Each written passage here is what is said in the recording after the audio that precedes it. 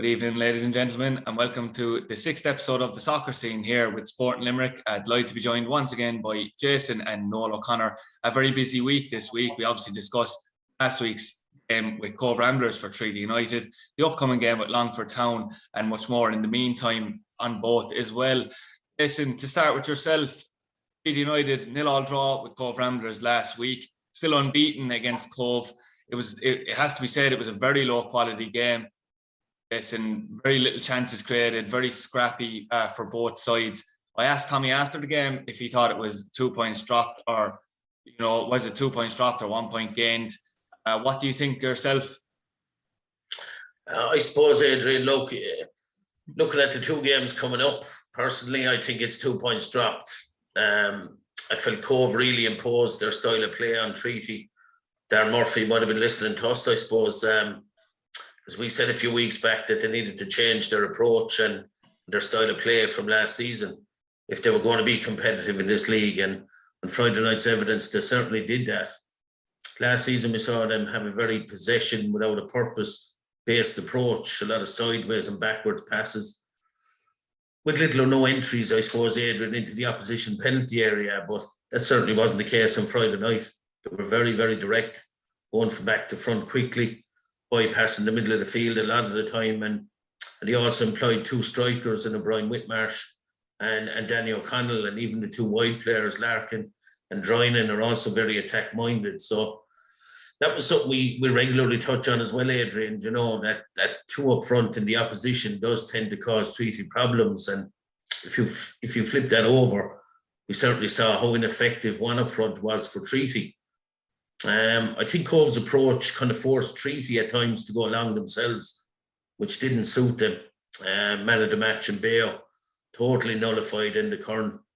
And I think that was down to his physical presence. It wasn't the same in the Curran that we saw against Wexford.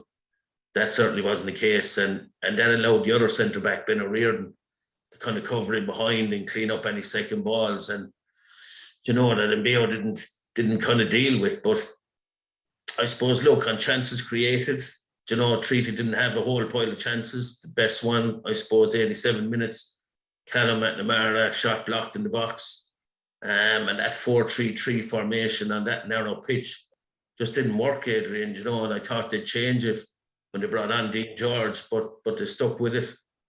Stephen Christopher saw a lot of the ball, but he didn't really create anything, and as a third midfielder against two, you'd expect him, I suppose, that's his responsibility to kind of create chances. And even on the tight pitch, as I said, Treaty kind of insisted on playing to the wingers, Joel and Conor Melody, and they didn't get much joy because they had no space or room to work any magic, But look, I think looking at the momentum Treaty had coming into the game, and based on how Cobh started the season, it certainly is. It is 2 points dropped for me. Noel, you've obviously managed in St. Coleman's Park, and you know how difficult it can be to come out of there the victory. Do we in the same agreement with Jason that it's more 2 points dropped rather than a point gained based on the performance the other night? Yeah, probably. I think, look, we did predict the Treaty win as well, so we're hardly going to come back and say that, we expected what happened, but it definitely was a throwback, I thought, to a Cobh team. We did say last year they certainly were very on Cobh-like, which was a real kick and rush of a game. The ball was up in the air a lot. It is such a tight pitch, small pitch. And I thought that Cobh kind of grew into the game the longer it went on, and I think particularly at half-time, I got the sense that it could have been said in the dressing room, like, Treaty aren't at it, or they're not as good as we think, and we can do better here, because I thought Cobh really played well in the second half, and they seemed to get better and better as the game went on. But certainly a typical game in St. Coleman's Park, and very difficult for wide players. And I just felt there was a bit of a lack of urgency as well about Treaty on and off the pitch, and I think that they probably needed to start the game a lot stronger and impose themselves early, and if you like, just kind of quench that belief that Cobh eventually got. And I suppose from our point of view, did we expect Treaty to win? We probably did, because Treaty hammered Wexford 5-1, and the following week Wexford came up and beat Cobh in St. Coleman Park, so I thought it was reasonable enough for us to think that that Treaty would get the victory, but it certainly didn't turn out that way. It certainly didn't, but I suppose obviously on a positive note, regardless, Treaty remain unbeaten, 4 points out of 6. After the game, Jason, when I was speaking to Tommy, there was obviously a couple of interesting points that came up for discussion. One of them that I picked out afterwards was Tommy took aim, I suppose, at what he said was unrealistic expectations effectively placed on his team.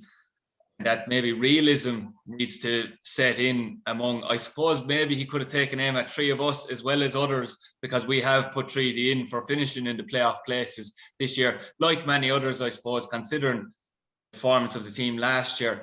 What are your thoughts on those comments from Tommy? Well, Adrian, look, I certainly don't think it's unrealistic to expect Treaty to go away from home against Cobh and win. They beat Cobh last season, home and away. They drew the other fixture at home. That was after Charlie Fleming's early red card. As Noel rightly said, Treaty, a very good start to the season against Wexford. Wexford then overturned Cobh. So how that's unrealistic baffles me, really. It's not as if Cobh have strengthened massively since last season. Yes, they've made a couple of shrewd signings, there's no doubt about that. But Treaty are a lot stronger this season, Adrian. Let's be honest. I think everyone agrees on that. We've all complimented Tommy earlier on his recruitment for this campaign. So, listen, I agree with Tommy. There has to be realism, and especially in his interviews, because we can't really continue with this kind of smoke and mirrors approach that he's coming out with, saying the club is only in existence 2 seasons. Yeah, okay, that's fine, but the squad of players aren't. Well, his own admission after the game when he spoke to Gary Spain, he said Jack Brady's an experienced goalkeeper. They were his words. You look through the team: Charlie Fleming, Mark Ludden, Conor Melody, Stephen Christopher, Enda Kern. They're all experienced at this level of the game, Adrian. So we're signing junior players. That's gone. That's over. Like, I've named half the starting 11 there for the Cobh game that are experienced players. You have Jack Lynch, you have Joe Gorman, certainly experienced at this level, and I don't know where he's going with them type of remarks. I think he has to kind of be a bit real himself, Adrian, if I'm honest. He mentioned a penalty shout on Friday. I watched the game, I can't seem to remember that incident, but I certainly remember Mark Walsh on 30 minutes, been very lucky to escape giving away a penalty, So, look, I get Tommy is media trained. He's trying to play it down every week, but he's the one that has to be real as far as I'm concerned, Adrian, and stick to the facts. And the facts are there for everyone to see. And Noel, we did say, because of the performance of Treaty last season, getting to the playoffs, pushing UCD hard to get into the final of the first division round. In some ways, they were going to be their own worst enemy coming into this season, because obviously, naturally, expectations were going to rise. Like Jason said there, he named out, or took the words out of my mouth in some ways, some of the players I was going to go through. I know that Tommy said he's signing players from other first division clubs and junior clubs, but, the likes of Joe Gorman, Enda Kern, Joel Custrain, Charlie Fleming, Mark Ludden, like Jason O'Connor said, if you look at those players versus other players in the first division, they're probably at least on a par with a lot of the division. And you can see why people have Treaty to be in the playoffs, judging by that squad. And as Jason said, even though the club is young in existence, a lot of these players in the Treaty squad are very experienced and quite ambitious. Yeah, I think so. And again, we would have said that at the start of the season, and we have to throw Conor Melody in there as well, another guy who's played in the Premier. I think 5 or 6 of them have actually played in the Premier League. We spoke about Joel Custrain's experience in Europe with Shamrock Rovers. And I think, and there isn't a massive pool that watch the League of Ireland and certainly not watch the interviews, but I think the people who are quite knowledgeable and they know what's around. And Jason said, about being complimentary, and it's true. The players that Tommy has managed to get on board this season, I know within the club as well, they do feel that the strongest, or the squad is stronger than last year. And from that point of view, I think it's realistic enough for us to think that they will make the playoffs. It's not putting pressure on anyone. It's just a bit of realism as well. And I think it's okay for a manager to say, we did X last year and we want to do a bit better this year. Because I already said that I thought that the dressing room will certainly be ambitious. The group of players are together, they look around the dressing room and say, you know what, we can certainly make the playoffs and maybe even go one better.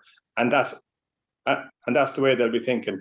And we're kind of fortunate in a way because, and I know he brought up the Wexford FC as well, another club who obviously is in its infancy as well. I think they're only 3 or 4 years old because they were born out of Wexford Youths. But because of their location, their geographic location, you are going to get players maybe out of Dublin, you know, who haven't got a club and who still want to play in the league. And I would put Dinny Corcoran on a similar vein, if you like, to end the current. Two very, very good players who for some reason aren't playing in Dublin or aren't playing in Galway. And, you know, Wexford are lucky to have their guy. And I think Treaty, you know, we're lucky to get end the current as well. And I know from, obviously, because of my connections there, about the Wexford budget, and it wouldn't be a whole lot bigger than the Treaty budget. And people would be surprised to know what Dinny Corcoran is on as well. And that's obviously very private too. But he's a guy that just wants to play in the league, you know, and he's willing to make the sacrifice to go to Wexford because, you know, he loves playing in the League of Ireland, and the best luck to him. But we kind of need to forget about looking what other clubs are doing, what other clubs have, and just maybe focus on what we have here, which is a very, very good squad of players who are probably very ambitious and who want to do well this season. And I know, Jason, that the counter argument will be to people that say, oh, well, obviously we were like that too last season. This last season, you have to park it. And the counter argument will be that, you know, the division on paper looks stronger. I'm not so sure about that, to be honest with you myself. I know that, you know, if you're looking at it, me and you have discussed this actually, you know, Waterford maybe have replaced Shelbourne, if you're looking at it that way. Galway are going to be similar to what they were last season. Cork, with the start they've made, you know, don't actually look much stronger than last year, even though on paper we've said they'll be up there at the moment. So, and then you have they who don't look as strong at the start of this season. And with only 9 teams in the league, I mean, if you're not finishing bottom, Jason, you're going to be right in there with the mix for the playoffs anyway, you'd imagine. Yeah, that's it exactly, Adrian. You know, I couldn't agree more with you. You know, that is the case. And I'm not sure how debatable them facts are, Adrian, and that's my point. You know, and no one said it there, and we've said it over a couple of weeks. We're delighted, look, as fans of Treaty, and that's what we are. But we have to give a neutral, unbiased opinion on the game and on the league. Otherwise, people won't tune in, you know, and people certainly are tuning in. But yeah, that is the case, Adrian. You know, is it stronger than last year? That's very debatable. I think it's in about the same. You correctly said there's only 9 teams. Do I expect Treaty to be in the mix for the playoffs? I certainly do, and I hope they are. And that's my point, you know. So, again, back to the realism bit, I'm all for it. Again, anyone that knows me will accept that, you know, but let's not kid ourselves on at the same time. I don't think Tommy's going to get away with kind of playing it down. We're 2 games into the season, Adrian, you know. Let's be honest, and they're unbeaten, you know, and look, there's all to play for. So why play it down too much? Why not come out and say, yeah, we're going to have a real go. We're a representative team of the Midwest. We want to get in the playoffs. And believe in your players that pressure isn't going to affect them, because at 2 games in, there can be no pressure. Let's be honest. Absolutely. And Noel, we're moving on now to the first home game of the season, Friday night for Treaty United. Take on Longford Town. Obviously, we had the postponement against that loan, so everyone will be eagerly anticipating the clash with Longford Friday. Longford have only played 1 game. Treaty have played 2 games. I have to say I was quite impressed with Longford's organisation against Cork City in the 0-0 draw on Saturday. You did predict that Longford would be in the playoffs. I assume, judging by Saturday night, you certainly won't have found any evidence to change your mind anyway. Bittersweet moment for me, because I was hoping for a Cork win as well. But yeah, I expected Longford to be difficult, and I said particularly at home on the Saturday night, they'll probably pick up a lot of results. In fairness, their manager is, you know, if we look last year to Bray, like, they never conceded a heap of goals either. I suppose scoring goals was their problem more than conceding. Obviously, he's brought that to Longford as well so far. And I think they'll be difficult enough opponents on Friday night, and I think they'll probably be as cagey as Treaty can be at home as well. They'll be nice and solid, and they won't take chances. And I think it'll be kind of a game of chess. Yeah, and what's your prediction for it, Noel? I'll go for the draw. Yeah, I know that the draw came up for Jason O'Connor the first time, I think, in all the podcasts the other night, even though I was full sure Galway were going to lose to Waterford after going 2-0 down. Jason, looking at Longford Town, it's fair to say, I know that they are very reliant, and Kieran Burke mentioned it in commentary, they are going to be very reliant on Sam Verdon for goals. Maybe one of the worries for them this year. They don't, because of Christian Margerson's injury at the start of the season. But to be fair to them, that the young centre half, Matt Dunn, who played really well next to Mick McDonald, they had a fairly energetic midfield as well, and seemed to have threats on the wings too with Eric Malloy and Ryan Graydon. So Treaty will have the work cut out, on Friday night.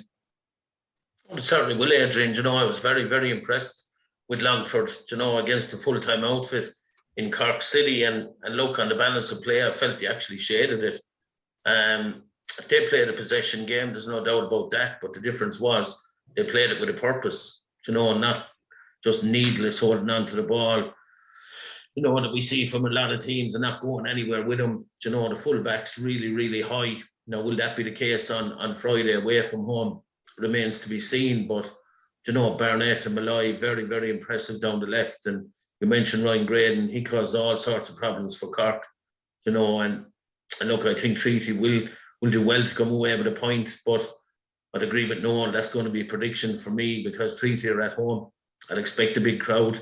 I'd expect the Blue Army to be behind them and kind of make it a bit of a fortress for the group. So I think Treaty will be good for a point, and if they get it, it'll be a very good one, and you look at the two games that are coming after, that leads me again back to the Cobh game, where I believe that it is 2 points dropped. I really do, that if you picked up the 3 points last week, a point against Longford, and then you can really look at the next two games as bonus games. But yeah, it's going to be difficult on Friday night, but I think Treaty will have enough to come away with a point. That makes 3 for the draw, and I do think that Treaty will be happy with that as well. Noel, Jason just mentioned it there, and I did mention it to Tommy afterwards. There is an extremely tough period. I know that he was quick to point out that every game is tough. I understand that, but if you're looking at it on paper, obviously playing the likes of Athlone, Cobh and Wexford, not going to be as difficult on paper. The football isn't played on that, I know, as playing the likes of Galway, Cork and Waterford after Longford within a week and a half. So that's going to be, as Jason said, maybe it's pity didn't pick up a point, but I think that maybe Treaty will be looking at this going, maybe we really have to go for the win now at home against Longford with those fixtures coming up afterwards. Yeah, and I don't think they'll be thinking too far ahead, and it is a quick turnaround. But we have said here that we do expect the Waterford, Galway, and Cork to be a little bit ahead of the rest, which is fair enough because they're full time and they've all strengthened, very strong and experienced squads. And I certainly would agree with anyone who says that the Monday night game will probably be a bit more of a free shot for Treaty, and it's a game where you go in it's often easier to play well against those teams because there's no expectation on you. And look, which in fairness to Treaty last year as well. The which we saw a lot last year too with Treaty, to be fair, it worked in their favour. Yeah, and they did overachieve in those games, and if you go in with that mentality, it's often easier, and it goes back to the Cobh game last week, and I suppose that they may have thought that it might have been easier than it was, and maybe Tommy felt that as well after that he was disappointed in not picking up the 3 points, and he mightn't be prepared to say it, which would be fair enough. But he was a small bit spiky in that interview as well, so it probably tells a lot about what was going through his head, So I don't know, will they go mad for the game on Friday night? I think they'll want to be, again, to keep a clean sheet, not to go behind at home, certainly pick up a point, and then just see what we have after that and how people are, and then go and take on that Galway game, as a free shot, which is probably the way to look at it. That will be an interesting game, and obviously an interesting weekend. The fixtures coming up, as there always is in the First Division, Jason. Move on now to our prediction sections. I know we've all went for the draw between Treaty and Longford. Now we're on to the other games. be honest with you, due to my showing so far, I'm nearly going to have to go the opposite to Jason O'Connor every week just to try and catch him at this stage. I'm so far behind, but there's 6 points. Jason O'Connor leading on 14 points, Noel O'Connor on 10, and myself on 8. That is why you're the experts, lads, and not me so far anyway, even though there is a long way to go. But listen, just start off, I suppose, with the Southeast Derby. You've got Waterford hosting Wexford. I personally went for the home win. I know Waterford will probably be hurting a tiny bit as well after throwing away that 2-0 lead against Galway last week. So I do expect Waterford to win. What are your own thoughts? Yeah, I think, look, Adrian, we've all kind of said it from the outset that Waterford, Cork and Galway are going to be the strongest due to their budgets, due to the full-time operation that they're working with. And look, Wexford, as we expected, I suppose, are posing problems for a lot of teams already. You know, it's their ability to score goals that's their main attribute. 6 goals scored in their first 3 games is a really good return for them. You know, 2 wins as well to go with that. So they've had a really, really positive start to the season. You know, and they will cause Waterford problems. I'm not so sure that Waterford will be hurting from last week. They'll take that point in Galway. Granted, they were 2-0 up, but I think going into the game, they would have been happy with a point and they probably achieved their objective. Won't be easy for Ian Morris's men, there's no doubt about that. But I do expect them to come out on top, Adrian. So a Waterford win for me. Are you going to make it a trio here, Noel? I'll have to make it a trio, yeah. I think because of the defensive frailties that Wexford have shown, I think it'll be an entertaining game, all right. But with Waterford, with home advantage and wanting to bounce back, and I do think it's funny when you're 2-0 up in a game and you draw, it feels like a loss. When you're 2-0 down, it feels like a win, even though it's the same result. And they'll certainly be determined to get back on track. And I think they'll have too much for Wexford on Friday night. There is a Munster derby, Noel, as well to be negotiated on Friday. Obviously, the near neighbours, Cork versus Cobh. Cork with the home advantage.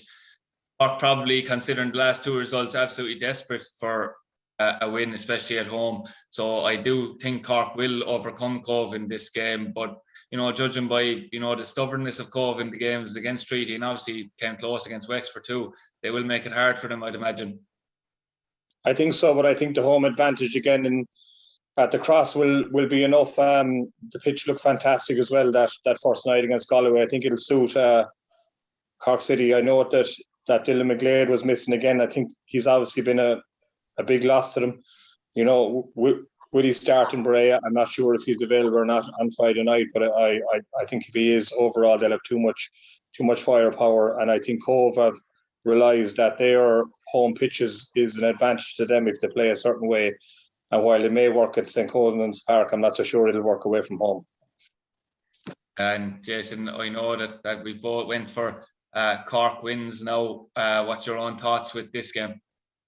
Oh, yeah, they'll definitely be favourites, Adrian. They didn't impress me last week versus Longford. I felt they lacked creativity, and no one mentioned Dylan McGlade there in particular. And I'm sure they'll be hoping that he'll have a return to fitness very, very soon because he's a big player for them. I was disappointed in Barry Coffey as well last week. But look, no one said it, and I'd agree with him. Turner's Cross is a big factor in this fixture. It'll provide room for Cork to play, I suppose, more than St. Colan's Park would. It's obviously a local derby. Cobh will be up for it. There'll be no shortage of fight and desire from Cobh based on last week's performance, but I don't think Cork can afford to drop any more points this early in the season. They'll need to return to winning ways, and I think they will. And just to stick with yourself, Jason, for the final game to predict, Bray versus Galway. In fairness, I have to say John Coffey must be very happy with the start his side have made, particularly given the circumstances of the comeback against Waterford and a brilliant goal to equalise actually by Stephen Walsh, who was chucked on as a striker, I believe, towards the end of the game. You'd have to say on form, and I have went with form, that I've gone for a Galway and an away win. On form, you'd expect Galway to win that game. Hard to know, especially with Bray having a break week after their poor start, like how they're going to react.